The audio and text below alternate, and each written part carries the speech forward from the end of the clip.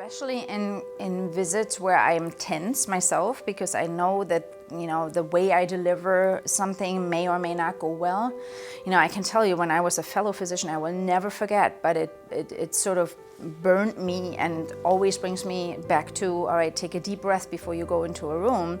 And similar, right, deep breathing has that similar effect. As I remember very well, I had a very advanced stage lymphoma patient who saw me in follow-up. I was a fellow physician with my attending, and he wanted me to go in first, deliver the news that the scan is bad, and the next step is hospice.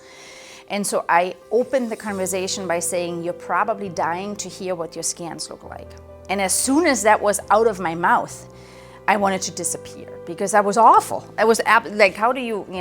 And so I will forever remember that, because I said, oh my God, I can't believe I just said that. And the patient already broke down crying, and it was just downhill from then.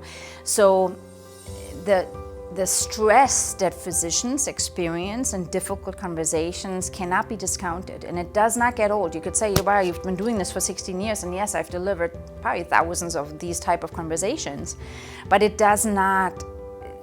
There is no, unless you are completely dissociated from the situation, the emotion that is absolutely palpable in a room like that is extremely distressing for everybody involved. The patient, the physician, the family member, the medical student in the room, whatever, And so having a tool to ultimately divert, and sometimes it seems very abrupt, right? Because you're like, well, we're here for a purpose, right? So don't you want to tell me about the scan or about whatever the news is that is making this visit tense? I find it sometimes difficult to find the right sort of way into that, other than saying, I want to start our visit a little differently, and then sort of, introduce this and go through it. So for the many times that I've now used it, I've never encountered a situation where it wasn't successful.